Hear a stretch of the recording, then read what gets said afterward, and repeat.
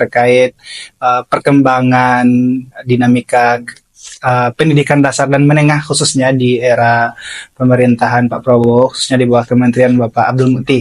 Yap. Ada beberapa pertanyaan yang sudah kami kumpulkan gitu Pak, sejak dari awal mula dilantik terkait pendidikan dasar dan menengah.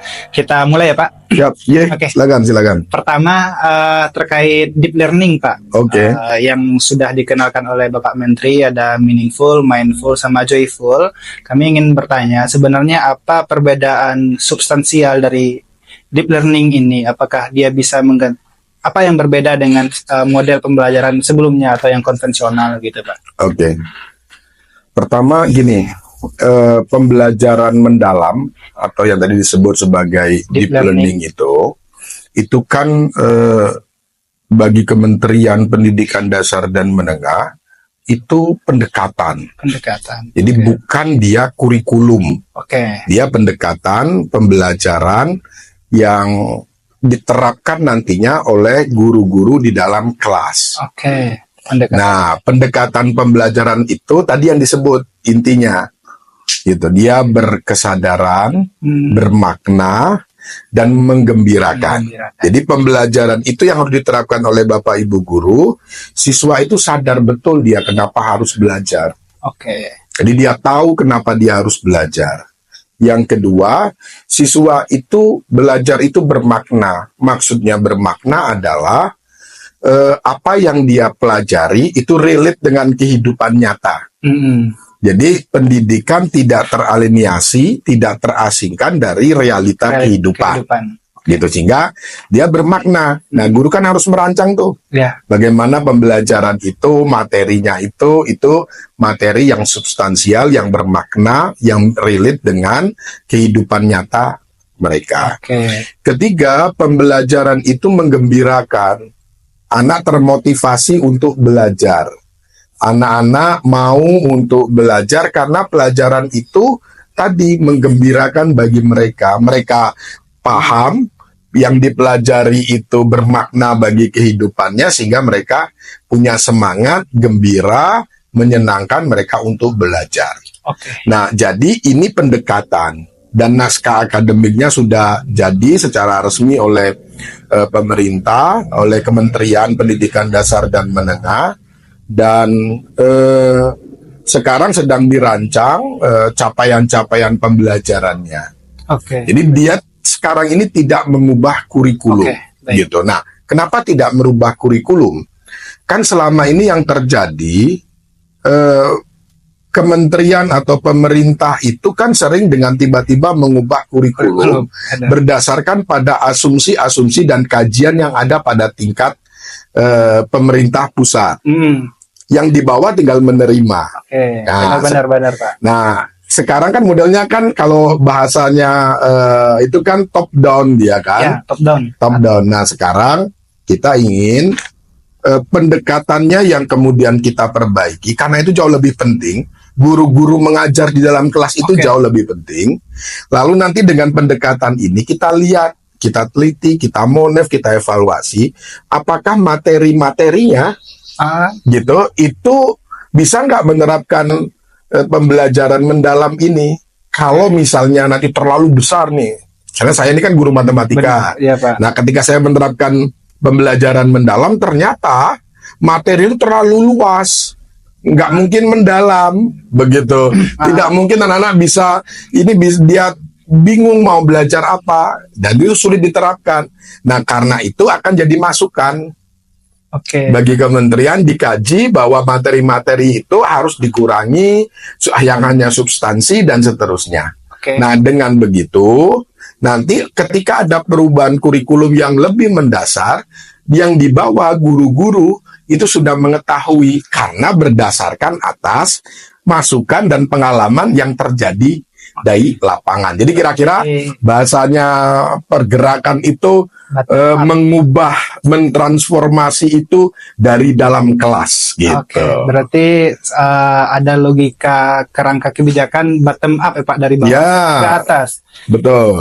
Dan kalau mohon maaf Pak, kalau semisal nanti evaluasi atau menunjukkan hasil yang positif, apakah mungkin terjadi perubahan kurikulum Pak? Ya sangat mungkin, itu tadi sangat mungkin di berbagai macam hasil riset kan menunjukkan pembelajaran mendalam ini itu memang bisa mentransformasi anak-anak menjadi pembelajar.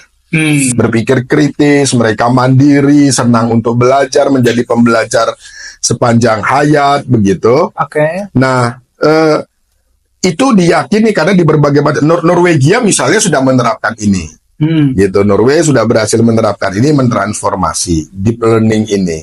Nah, kita akan menggunakan pembelajaran mendalam versi kita, disesuaikan dengan budaya-budaya kita, disesuaikan dengan alam pikiran tokoh-tokoh. Jadi kalau baca naskah akademiknya, di sana muncul tokoh semacam Ki Haji Ahmad Dahlan, Hasyim Asyari, Ki Hajar Dewantoro, Romo YB Mangunwijaya, yang dia melakukan pendidikan pembelajaran yang memang ternyata berhasil mentransformasi masyarakat, mengubah masyarakat, mengubah pendidikan, nah gitu.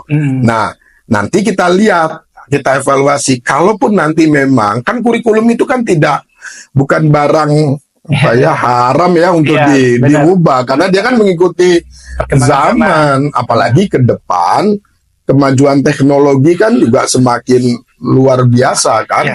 Gitu. Berarti ada pendekatan yang terlebih dahulu harus diperbaharui ya Pak ya? Ya, pendekatannya diperbaharui, akan ada banyak masukan, akan banyak nanti kita evaluasi, dan kalau ini nanti baik, bagus, bisa mentransformasi anak-anak kita menjadi pembelajar-pembelajar sejati itu, kalaupun nanti kurikulumnya harus kita ubah, ya kan kita ubah. Baik Pak, selanjutnya mungkin beberapa waktu kebelakangan muncul wacana bahwasanya Kemendikbudristek akan mengembalikan jurusan IPA, IPS dan bahasa di SMA gitu. Apa urgensinya Pak untuk hal ini? Ya, gini. Penjurusan itu kan bukan barang baru sebenarnya di Indonesia. Dia perjalanannya cukup panjang di Indonesia ini. Di tahun 2022 kalau tidak salah atau 2023 itu kan kemudian memang penjurusan dihapus sama sekali. Anak-anak tidak boleh memilih macam-macam pembelajaran. Nah, saya ini guru yang di sekolahan gitu dan merasakan betul ada problem-problem teknis maupun problem-problem substantif. Problem teknisnya, sekolah kita itu secara infrastruktur, guru, ruangan, dan seterusnya masih banyak belum mampu untuk tidak menerapkan penjurusan. Misalnya nih, ada 36 siswa itu memilih berbagai macam mata pelajaran yang mereka inginkan. Yang menurut mereka punya minat di sana atau bakat ya Pak? Atau bakat mereka yang ada di sana. Tapi pertanyaannya, gurunya tersedia nggak? Atau kalau gurunya tersedia, cukup nggak nih gurunya? Dulu misalnya di sekolah saya guru ekonomi itu cuma satu. Lah kalau misalnya yang mengambil cukup banyak, kan guru ekonominya jadi masalah, kewalahan, malah menjadi tidak maksimal, tidak efektif pembelajarannya. Atau tidak ada yang memilih fisika. Mungkin karena dianggap sulit dan menghindar begitu, nggak mau lah fisika begitu. Jadi guru fisikanya nganggur dong gitu. Secara teknis. Nah, yang kedua, pembebasan dan memilih peminatan itu juga butuh kelas moving. Jadi ada kelas matematika. Jadi misalnya gini, satu kelas ini kita belajar matematika. Selesai belajar matematika, jamnya habis, berpindahlah anak ke mata pelajaran berikutnya yang mereka sukai. Ke ekonomi, ke fisika, ke kimia. Harusnya ada kelas fisika, ada kelas kimia, yang gurunya ke sana, jadi datang ke sana. Nah kan SMA atau sekolah-sekolah kita kan belum punya ruangan yang kayak gitu. Ya ruangannya ya itu aja kan. Dulu waktu SMA kan ya dari pagi sampai sore kan di Ya. ruangan itu saja Ya, kan. benar, Pak. Nah, itu memang kita punya problem. Itu problem-problem teknis. Ya, ya. Nah, apa yang terjadi di sekolahan? Terjadi di sekolah sekarang masih menerapkan penjurusan sebenarnya. Sama-sama. Sama-sama sekolah itu, gitu, itu mempaket sendiri. Kelas ini mata pelajarannya A, B, C, D, E. Ya. Matematika, fisika, kimia, biologi misalnya. Matematika lanjut, fisika, kimia, biologi. Anak-anak yang mau ngambil ini masuk kelas ini. Di kelas ini dia paket lagi. Jadi anak-anak juga sebenarnya tidak juga memilih sesuai dengan yang mereka minati. Iya, iya, Pak. Gitu. Jadi secara teknis kita punya persoalan. Nah, secara substantif, kalau tidak ada penjurusan, anak-anak itu malah bingung loh. Pengalaman saya di sekolah. Ya, benar. Bingung mereka mau belajar apa, mau ngapain. Kuliah gitu. juga bingung mau milih. Kuliah apa, mau Pak. milih, ya benar, that's right. Kuliah juga bingung mau apa. Nanti kalau misalnya jurusan ini mata pelajaran apa saja Iya, iya. yang mereka kemudian dibingungkan.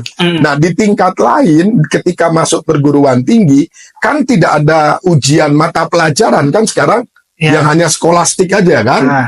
Jadi anak-anak yang tidak memilih mata pelajaran tertentu bisa saja dia diterima di program studi di perguruan tinggi yang mungkin mereka ketika SMA itu tidak belajar. Iya, iya. Asal skolastiknya lolos. Kan gitu. Iya. Kalau dulu enggak ada mata ujian pelajarannya juga.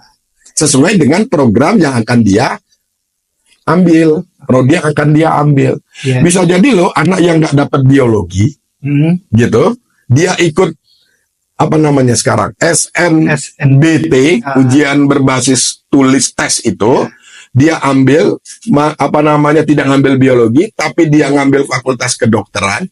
Ya. Skolastiknya dia bagus, saya bisa jadi diterima. Padahal tidak punya basis biologi. Iya, iya. Padahal kan penting basis biologi untuk benar, Pak. di kedokteran. Nah, itu kan problem substansi pada problem paradigma. Iya. Ya, itulah yang kemudian sekarang ini kita sedang mengkaji. Jadi memang belum ada keputusan. Oh iya, oke. Gitu. Itu sedang dikaji oleh kementerian untuk melihat apakah penjurusan ini gitu itu akan kita kembalikan atau dengan model modifikasi. Peminatan itu kan juga penting ya. Benar, Pak. Anak belajar minat sesuai dengan bakatnya, dengan apa yang dia suka itu kan penting. Nah, apakah nanti penjurusan ini kita gabung dengan model anak-anak memilih mata pelajaran. Misal, anak yang ingin masuk prodi teknik, dia akan dijuruskan, akan diminta untuk ngambil fisika, kimia, biologi. Nah, nanti mungkin ada 2 mata pelajaran tambahan yang mereka pilih. Misal, mungkin saja dia akan ekonomi, gitu, atau matematika lanjut. Anak yang akan masuk fakultas ekonomi mungkin ngambil ekonomi, sosiologi, geografi. Dipilihkan itu. Tapi ada 2 mata pelajaran yang mereka senangi. Misal, anak-anak sekarang ingin coding, makin dia mungkin ngambil mata pelajaran KA dan coding, kecerdasan artifisial dan coding. Satu lagi mungkin dia ambil karena mungkin dia ingin tahu tentang tubuh, dia minat, mungkin dia akan ngambil biologi. Jadi ada mata pelajaran yang wajib dijuruskan sesuai dengan penjurusannya, tapi ada mata pelajaran pilihan dia yang sesuai dengan yang dia minati. Jadi bukan saklek kayak dulu, enggak juga. Itu sedang kita kaji. Jadi sekarang belum ada keputusan, sedang kita kaji untuk melihat. Jadi memang pendidikan ini kan nggak bisa serta-merta, harus ada kajian-kajian, riset-riset yang terdahulu, kita lihat apa kelebihannya penjurusan, apa kekurangannya, dan kemudian kalau sudah matang, ada kajian akademiknya, nanti kemudian baru ada diputuskan. Oke, Pak. Selanjutnya, Pak, apa pengkajian terkait penjurusan ini akan berdampak pada skor PISA kita yang mungkin beberapa tahun ini turun, Pak? Ya, salah satunya itu kajian yang dilakukan karena dampak skor PISA kita yang kemudian turun sekarang ini. Kan ranking naik, Ya, tapi kan skor turun kan. Nah, kita kemudian sedang kita kaji apakah itu bagian dari dampak dari itu. Bagaimana kalau nanti penjurusan gitu dengan tadi ya apa namanya modifikasi yang lebih lebih longgar begitu, ada modifikasinya. Itu nanti akan mampu meningkatkan skor PISA kita. Oke, baik, gitu. Pak. Itu tentu akan menjadi bagian dari kajian itu. Oke, siap, Pak. Selanjutnya ini, Pak, terkait tes kemampuan akademik, Ya. Pak. Oke. Yang pernah kami cari tahu gitu, ini disebutkan sebagai pengganti ujian nasional. Oke. Nah, sebenarnya skema tes kemampuan akademik ini seperti apa, Pak? Ya, tes kemampuan akademik itu mengukur kemampuan akademik individu. Oke. Gitu. Tetapi perlu diingat, tes kemampuan akademik ini tidak menentukan anak itu lulus atau tidak, berhasil atau tidak. Karena yang berhak menentukan lulus tidak itu adalah guru sekolah di sekolahan. Karena dia tahu segalanya anak-anak ini. Dari segi kemampuan, dari sisi karakternya, dari sisi kegiatannya, macam-macam kan guru yang tahu. Gitu. Nah, jadi tes kemampuan akademik ini itu tes untuk mengukur kemampuan individu anak-anak kita. Dia tahu skornya, gitu kan? Lalu yang kedua, tes kemampuan akademik ini tidak wajib. Oh, itu tidak wajib ya, Pak? Tidak wajib. Tes kemampuan akademik ini tidak wajib. Anak boleh ikut dong, boleh tidak. Nah, lalu untuk apa tes kemampuan akademik ini? Bagi tes kemampuan akademik di tingkat SD, itu akan dipergunakan untuk melanjutkan di tingkat SMP jalur prestasi. Oh, iya. Selama ini kan jalur prestasi itu yang digunakan kan rapot. Iya, benar, Pak. Padahal ada kritikan, rapot itu sering ketawa tahu lah ya kan, gitu loh kan. Jadi rapot itu kan sering standarnya nggak bisa sama antara sekolah satu dengan sekolah yang lain. Gitu. Saya dapat nilai 80 di sekolah A, sama nggak 80 di sekolah B? Belum tentu kan. Nah, kalau begitu gimana ngukurnya? Jalur prestasi itu. Oke, ya. Gitu. Dari sisi akademik ya. Nah, kemudian muncul juga ada informasi gitu, Pak, atau berita yang kami baca, tes kemampuan akademik ini bisa juga digunakan untuk masuk perguruan tinggi, ya, Pak. Betul. Sama logikanya. Kan masuk perguruan tinggi itu kan ada SNBP. Ya. Gitu ya, seleksi nasional berbasis prestasi. Ya. Sama. Di perguruan tinggi itu kan sekolahan kan masukkan nilai melalui PDSS. Gitu ya, pangkal data nilai itu dimasukkan ke sana. Dan basisnya kan sama, raport. Iya, benar. Nah, ketika basisnya raport, perguruan tinggi juga pernah menyampaikan forum rektor panitia itu ke kementerian. Raport itu juga jadi problem karena tidak punya standarisasi. Standarnya, Pak, ya. Nah, maka dengan TKA itu bagi perguruan tinggi nanti bisa dipergunakan untuk mengukur kemampuan calon mahasiswanya. Karena dia sudah terstandar. Oke. Benar, Pak. Kemudian ini, Pak, terkait PPDB, Pak. Oke. Sekarang namanya SPMB. Ya, sudah berganti nama gitu. Nah, itu yang mau kita tanyakan, apa perbedaan signifikan, Pak, dari skema PBBD dengan sekarang seleksi masuk seleksi penerimaan ya, Pak, ya? SPMB. Oh ya, seleksi penerimaan murid baru. Nah, di sana kan istilahnya sekarang juga bukan zonasi ya, Pak, bukan, kalau saya tahu. Tapi domisili. Nah, itu perbedaannya apa, Pak? Signifikan, Pak? Kalau yang paling signifikan bahwa perubahan nama dari PPDB ke SPMB, seleksi penerimaan murid baru itu, selain pergantian nomenklatur dari zonasi ke domisili, itu kan berbeda. dari sisi substansi antara zonasi, zona dengan domisili, gitu. Domisili saya kan bisa di kelurahan ini, di tempat ini, gitu. Gitu ya. Itu yang kemudian jadi domisili itu bisa mengurangi kecurangan-kecurangan yang dilakukan oleh sebagian orang menggunakan KK dan seterusnya. Benar. Yang kedua, dari sisi persentase gitu, masing-masing kan SPMB itu kan ada 4 ya, domisili, lalu kemudian prestasi, afirmasi, dan kemudian mutasi, perpindahan orang tua. Nah, yang sering jadi problem itu kan zonasi dan prestasi.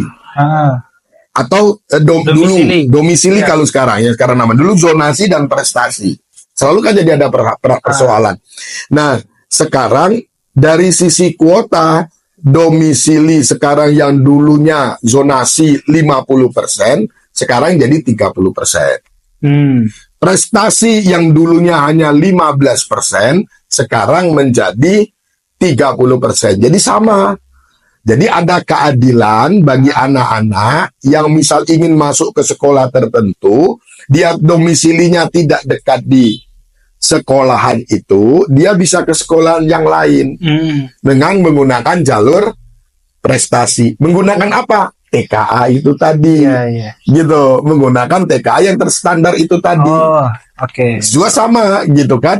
Lalu persentasenya dinaikkan supaya orang punya yang pengen ke sekolah sana punya peluang lebih besar, dan mereka bisa berjuang belajar untuk meningkatkan nilai TKA-nya.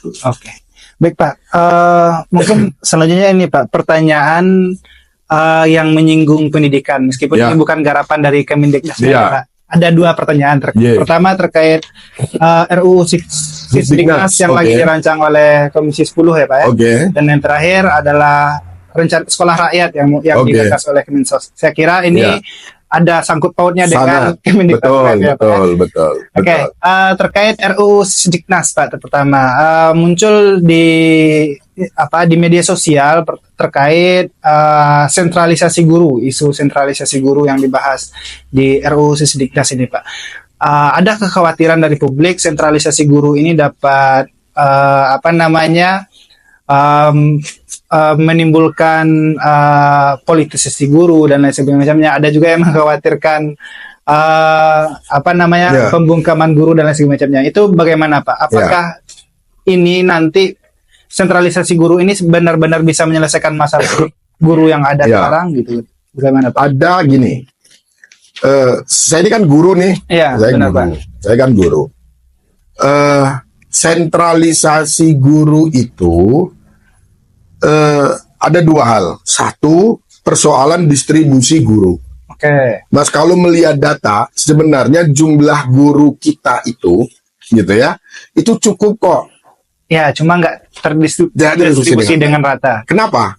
Karena guru berada di bawah pemerintah daerah. Gitu.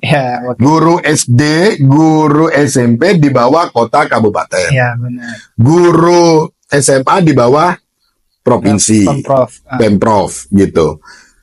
Ketika di satu kabupaten SD kabupaten itu kurang, tapi di kabupaten ini surplus, kan jadi masalah mindahkan.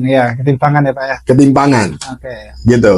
Nah, bagi sebagian yang ingin sentralisasi guru, itu katanya nanti, ini kan sedang dikaji nih, sedang diputuskan. Itu akan menjadikan distribusi guru itu menjadi lebih mudah. Karena datanya satu. Dari pusat. Gitu. Nah, yang kedua, pola pembinaan guru bisa menjadi terstandar karena dilakukan oleh pusat. Tidak masing-masing daerah. Ya kalau Pemdanya atau bukan Pemdanya kalau kepala daerahnya, Pemdanya itu misalnya punya visi untuk pendidikan. Kalau di satu daerah yang belum tentu punya visi pendidikan yang kuat, misalnya dia lebih mengutamakan yang lain, bisa jadi tidak tersentuh. Apalagi kesejahteraan guru gitu. Kesejahteraan guru bisa jadi guru yang di sini itu kesejahteraannya sangat rendah, guru yang di sana mungkin berlebihan, itu sangat mungkin terjadi. Oke, Pak. Nah, untuk itu maka ini sedang dikaji kemungkinan sentralisasi guru.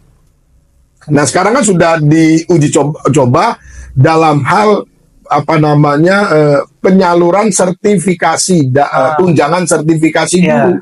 Benar. Yang dulu melalui Pemda, sekarang langsung dari pusat. Oke. Ke guru.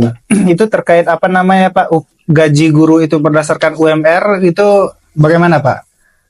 Jadi ada yang menyebutkan guru itu tidak lagi digaji berdasarkan sertifikat, udah bersertifikat atau belum, tapi berdasarkan UMR atau UMK daerah gitu. Jadi kan guru kita ini kan terbagi-bagi, Mas. Iya, benar. Ada guru PNS, gitu yang gajinya tentu menyesuaikan dengan peraturan negara, ASN. pemerintah, PNS, ASN. Ada guru P3K yang juga diatur oleh negara. Ada guru swasta. Nah, guru swasta ini gitu, itu tergantung pada masing-masing yayasan kan? Iya, benar, kesepakatan ya, Pak ya. Iya. Ada bisa jadi kalau sekolahnya sekolah besar yang kaya, bisa jadi dia melebihi UMR, UMK. Iya, itu kan yang guru swasta tadi di Undang-Undang Guru dan Dosen ya, Pak ya. Ya. Nah, yang kedua kalau misalnya sekolahnya kecil, muridnya tidak banyak, mungkin saja digaji di bawah, jauh bawah UMR. Kan sering ada berita gaji cuma 300 sebulan. Iya, sebulan dan macam-macam. Nah, ini memang jadi problem di kita ini. Nah, tentu kalau diserahkan ke pemerintah semua kan tidak memungkinkan. Nah, apa yang bisa dibantu oleh pemerintah? Tentu pemerintah harus memikirkan subsidi untuk guru. Subsidi guru. Subsidi guru. Nah, yang sekarang subsidi guru non ASN. Oh, bukan regulasinya, Pak, atau gimana, Pak? Ya, ada regulasinya. Oh, gitu untuk subsidi buat guru non ASN. Ya, non ASN. Oke. Gitu. Ada juga sekarang program misalnya rumah untuk guru. Nah, gimana cuman gaji kecil mau punya rumah? Maka ada rumah subsidi untuk guru. Mereka diberi subsidi untuk bisa mempunyai rumah yang layak. Itu. Baik, Pak, terakhir, Pak, terkait sekolah rakyat yang digagas oleh Kemensos. Yang ingin kami tanyakan di sini dua hal, Pak. Pertama, apakah sekolah rakyat ini efektif untuk mengatasi masalah ketimpangan akses pendidikan di Indonesia? Itu yang pertama, karena yang kami baca itu sasaran peserta didiknya adalah kelas menengah ke bawah ya, Pak ya. Kemudian yang pertanyaan yang kedua, bagaimana kebijakan ini diatur secara bijaksana gitu dalam kabinet agar tidak tumpang tindih antar kementerian gitu, Pak. Pertama, sekolah rakyat ini yang mengelola dan menjadi penanggung jawab tupoksinya adalah Kementerian Sosial, bukan Kementerian Pendidikan Dasar dan Menengah. Jadi itu menjadi bagian dari Kemensos, programnya Kemensos. Kedua, tadi benar sasarannya adalah rakyat miskin yang sulit mengakses pendidikan. Miskin dan miskin ekstrim. Iya, benar. Dua ekstrim. Itu, miskin ekstrim. Yang mereka sulit mungkin mengakses pendidikan formal yang dilakukan oleh Kementerian Pendidikan Dasar dan Menengah itu. Ya, SD formal, SMP, SMA, begitu. Mereka yang kesulitan. Nah, salah satu rancangan dari Presiden adalah membentuk sekolah rakyat untuk tadi anak-anak yang miskin dan miskin ekstrim, gitu. Nah, di mana peran Kementerian Pendidikan Dasar dan Menengah? Kementerian Pendidikan Dasar dan Menengah itu punya peran mensupport program ini dengan sebaik-baiknya. Guru kan ada di Kementerian Pendidikan Dasar dan Menengah. Nah, nanti gurunya kualifikasi gurunya tentu akan dibicarakan dengan Kementerian Pendidikan Dasar dan Kalau nggak salah yang saya baca itu ASN ya, Pak, yang ditugaskan nanti ya, Pak ya. Bisa jadi ASN atau nanti mungkin juga P3K. Atau nanti ASN bagian dari P3K, bisa PNS, bisa P3K atau mungkin merekrut guru yang sudah apa namanya itu PPG, pelatihan profesi guru itu yang kemudian yang belum ada penempatan, yang belum kemudian ada sekolahan mengajar, mungkin juga mengajar di sana. Distribusinya dari Distribusinya mungkin ya akan dibicarakan dengan kementerian, karena kan yang punya guru Kemendikbudmen. Iya, Gitu. Yang kedua, tentu yang akan dibicarakan dan akan disupport adalah kurikulum. Oke. Tentu kurikulum juga yang banyak mengkaji dan yang punya instrumen untuk mengkaji itu dan punya ahli pakarnya kan Kementerian Pendidikan Dasar dan Menengah. Nah, tentu nanti kita akan duduk bareng dikaji kurikulumnya kayak apa.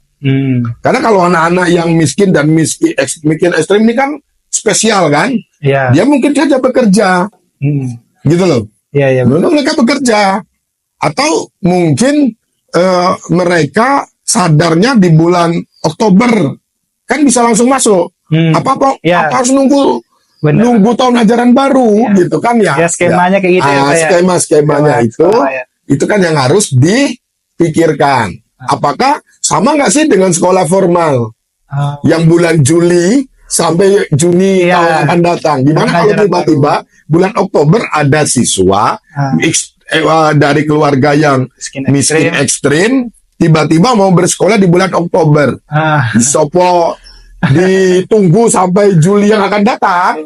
Nah, lalu bisa jadi kan yang masuk tidak mungkin dari kelas 1. Ya, benar. Mungkin dia sudah kelas 1, kelas 2, kelas 3 SD, tiba-tiba off. Gitu. Nah, sekarang mau masuk lagi. Apakah dari kelas 1 lagi? Apakah dilanjut? Kan itu juga harus dipikirkan. Oh, mungkin ini dilanjut. Nah, ketika dilanjut, gimana skemanya? Nah, jadi ini akan ada di pembicaraan di struktur kurikulum, di kurikulumnya kayak apa untuk sekolah rakyat ini. Nah, ini sedang berproses untuk membicarakan. Berarti tadi porsi Kemendikbudmen, pendistribusian guru, kurikulum, dan sekolah salah satunya sekolah rakyat ini kan juga untuk memotong garis kemiskinan. Kita kan percaya ya, salah satu yang bisa mobilitas vertikal, mobilisasi sosial, gitu, itu kan melalui pendidikan. Gitu. Benar, Pak.